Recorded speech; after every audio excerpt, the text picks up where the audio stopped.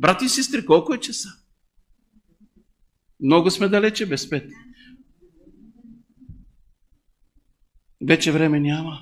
Всеки момент ще удари времето. Време, което ни е било подарено от Бога. Ние не сме го заслужавали. И Господ каза, аз имам народ, който ще свърши работа. Сигурно всеки ден ангелите се чудят. Как е възможно тия хора да знаят, че на небето има съд? И те да си стоят спокойни. Стоиме си пред телевизорите, сякаш нищо няма. Сатана се опитва да накара Божият народ да вършиме само онази неправда. Онова нечестие, което често пъти ще ни заробва, да отидем назад и назад и назад и никога да не вървим напред и напред. Зато ви хората станахме мудни християни. Коя е църквата ти? Най-мудната в града. Такава ли е църквата ни в Благоевград? Да не бъде. Моята църква трябва да бъде жива. Една църква, която знае в кого вярва. Знае своята служба, знае своята работа, знае времето, което е кратко. Само, че да си признаем, да, твоята църква е, ама я питай колко души са успяли да посетят поне един човек от църква. Нека помислим, може ли Христос да се крие в мен и никой да не го види? Сине, аз ще вляза в сърцето ти, скрий ме там и никой да не ме види.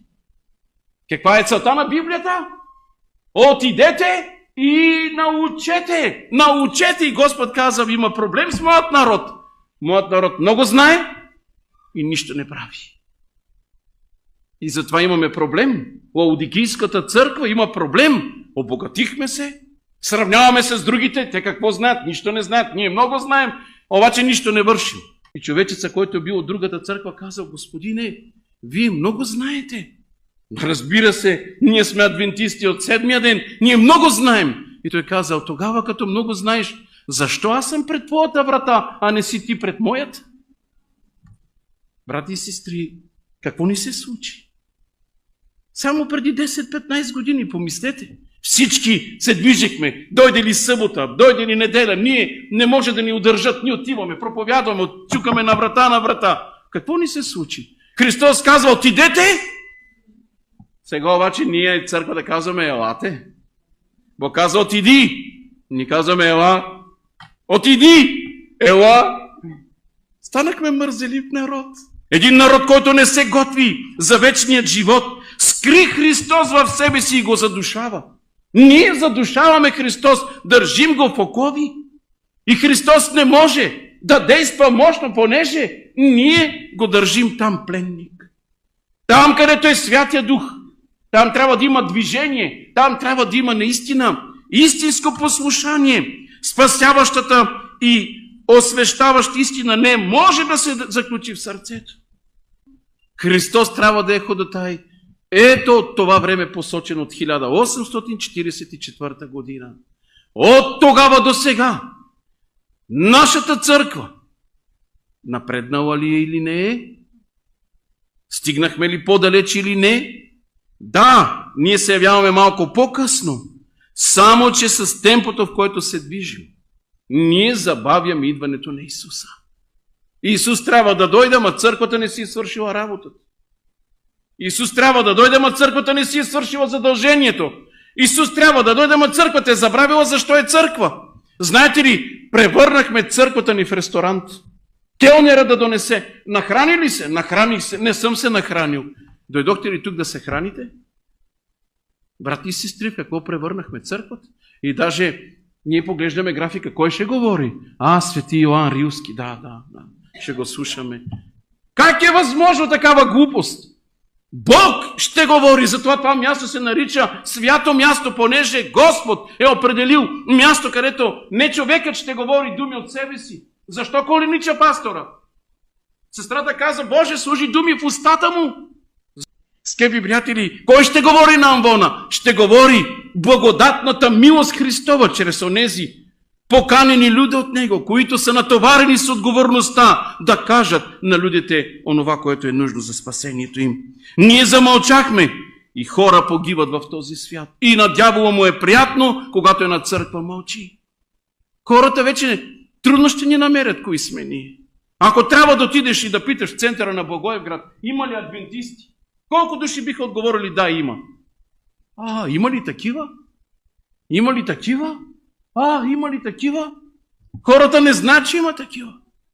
Защото ние не искаме да споделяме с никого. Хората трудно разбират, че има такива хора в този свят. Ние мълчим и хората се кланят на свети, на светци. Отиват, молят се, кадят пред олтари различни, на света Варвара, на Иван Рилски, на Мухамед и който и да е там. И умират без надежда. А надежда има. И тази надежда имаме в Господа Исуса Христа. Умират без Исуса. Тоя ден е ден на добри вести, а ние мълчим. Отиди сега и говори, сега е доброто време. Сега е спасителният ден. Бог им бе подарил храна. Колко пъти Бог го прави в живота ни за нас. А Божият народ изпусна ръката на Бога и остава без Него. Живеем така и хората ни наблюдават. Сякаш живеем без Бога. Как може да живееш без Бога? Мислиш, че Бог може да те остави? Кои три неща ще се обединят? Змей, звяр и лъжепророк. И ние знаем, това е отпадналият протестантизъм. И ние знаем времето, че идва времето. Когато ще рекат мир и безопасност, тогава ще дойде внезапно. И сега какво правят в момента с големите сили? Водят се преговори. Мир. Трябва да направим да има мир. Навсякъде да има мир. И докато мислят да говорят мир, изведнъж ще дойде погублението. И църквата, която чака Христос, или ще бъде подготвена, или ще бъде бързо пресята. Помислете си вие. Нещастието на земята е, защото всички служим на себе си. От сутрин до вечер само за себе си мисля. Как да оправя нещата, как да се обличам, как да изглеждам, как да давам пари. Защото който иска да спаси живота си, ще го изгуби. А който изгуби живота си заради мене и за благовестието, ще го спаси. Когато всички ще ни кажат, мълчете вие, няма да говорите. Ние какво ще отговорим? Подобава да се покорим на Бога, а не на човеци. Ама ако вие говорите, ще ви затворим. И аз помня, дойде пандемията. Айде сега да се видиме какво правиме. И църквите, хоп, изведнъж рязко затворени, почти 3 месеца. Кой ще говори? Никой не сме. Кой ще излезе? Никой не сме. Какво ще правиме? Църквата как ще оцелее? Скъпи присъстващи брати и сестри, нещастията на земята дойдоха, защото всички служим на себе си. Сега е спасителният ден. Всеки, който не мълчи днес, ще пие от изворите на живата вода. Говори, брате мой, колко пари ще печелим? Колко трябва да ти даде Христос днес, за да изпълниш твоята служба? Колко пари ти трябват, за да свършиш Божията работа? Колко пари? Смешно е. Защото Бог казва, аз ще дам цялото небе. И Бог казва, това ще го получиш там. Тук винаги светът ще те ощетява. Ще бъдем ощетени. Никой няма да ти даде задоволително това, което трябва да ти даде. Днес сме направили нищо за Христос.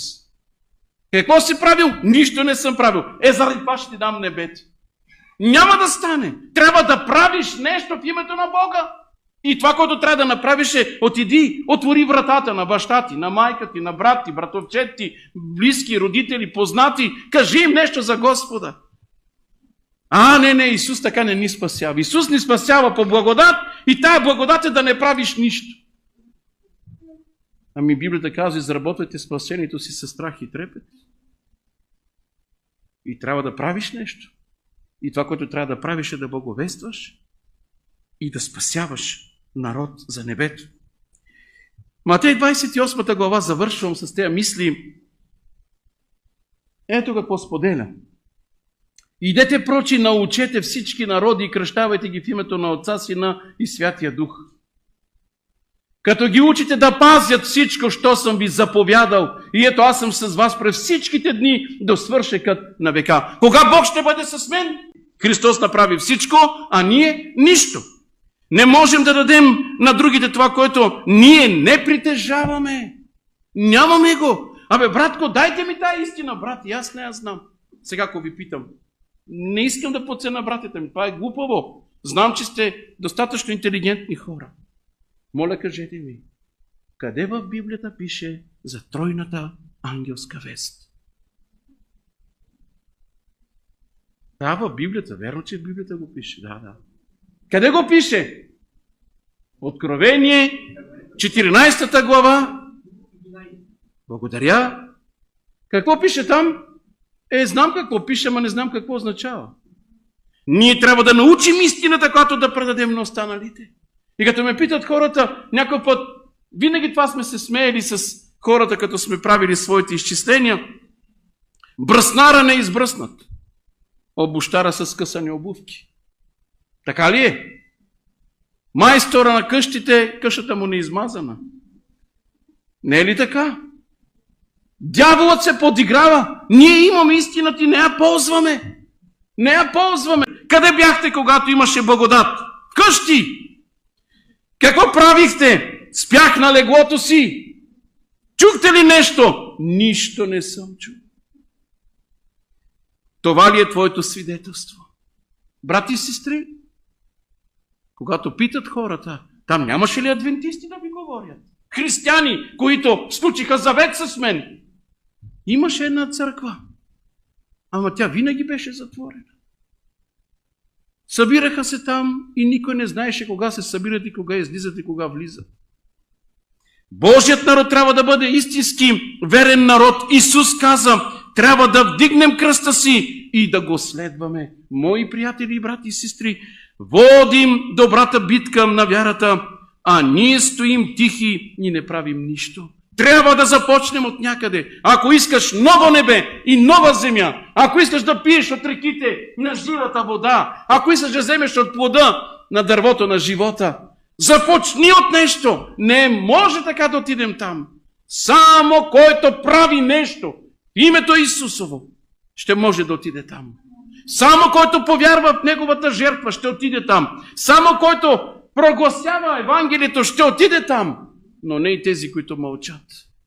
Защото само злите хора оставят доброто за себе си. Добрите го дават и на останалите. Лекарството за вечният живот Бог го е оставил в ръката ти. Моля те, не го задържай. Предай го и на останалите. Амин.